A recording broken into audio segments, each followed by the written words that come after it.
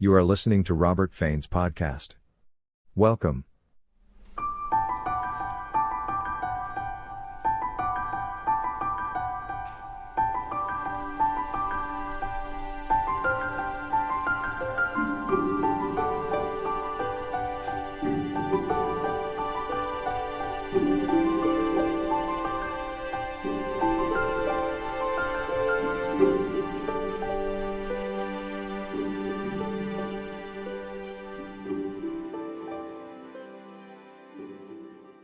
How exactly did the integration of church and state literally transform early Christian theology into a state-sanctioned weapon against the Jewish people? Okay, to really grasp this, we've got to talk about a massive paradigm shift called Constantinianism. You see, super-secessionist theology, this idea that the church had completely replaced Israel in God's covenant, was already brewing among the early Greek and Latin fathers. But it was Constantinianism that provided the actual political and legal mechanisms, the engine of empire, if you will, to enforce that theology on a massive societal level. And the before and after here is just a night and day difference. Before Constantinianism, the church was a spiritual minority. I mean, sure, it was a theological rival to Judaism, but it totally lacked temporal power. But after Constantinianism, wow, total game changer. The church transformed into this massive state-supported authority. It suddenly had the power to use Roman law to actively and legally marginalize Jewish people in their practices.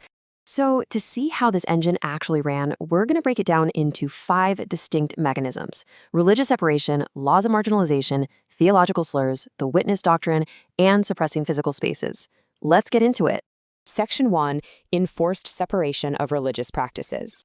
Right off the bat, the state systematically severed any shared roots. This started prominently with the Easter controversy at the Council of Nicaea, where the empire basically pushed for a uniform date for Easter, specifically to decouple it from the Jewish Passover. Later on, imperial influence supported church canons, like the ones from the Council of Laodicea, that strictly forbade Christians from Judaizing.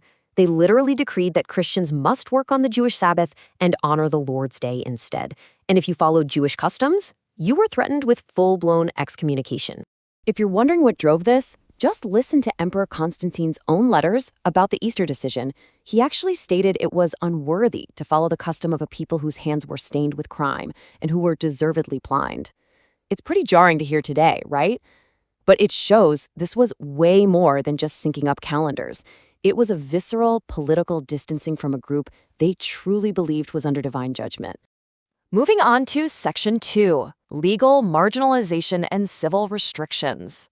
So this supersessionist theology didn't just stay in the churches. It was codified into strict Roman civil laws to aggressively promote the spread of Christianity. For example, Jewish people were strictly forbidden from purchasing or keeping Christian slaves. If they circumcised a slave, the penalty was death and the total confiscation of their property. The state also blatantly played favorites. Constantine rewarded cities that converted, like elevating the harbor of Gaza to an independent city named Constantia, while the city of Gaza itself was penalized because it remained under pagan and Jewish influence. And it went even further. Building upon the precedent of earlier Roman rulers, the Christian Empire actually formalized the exclusion of Jewish people from their most venerated city, Jerusalem. By the late 4th century, church historians actively noted that Jews were forbidden to even set foot in the city, and they interpreted this exile as visible, state-enforced proof of God's wrath. All right, Section 3, Jewish as a political and theological slur. This is where it gets really fascinating, because this rhetoric spilled over into the church's internal politics. When theological disputes broke out, leaders used anti-Jewish rhetoric to smear their opponents. Athanasius and other Nicene leaders frequently characterized their political rivals, the Arians, as modern Jews and disciples of Caiaphas, intentionally linking them to a marginalized outgroup. By labeling their enemies this way, church fathers brilliantly and ruthlessly positioned heresy as an act of treason against both Christ and the Christian state. Fathers like Jerome explicitly labeled contemporary synagogues as synagogues of Satan. This established a highly toxic rhetoric that didn't just stay in letters. It frequently justified the state-sanctioned seizure and physical destruction of actual Jewish property in the name of imperial unity. Which brings us to Section 4, the witness doctrine and controlled survival. Now, you might be wondering about a pretty massive historical paradox here.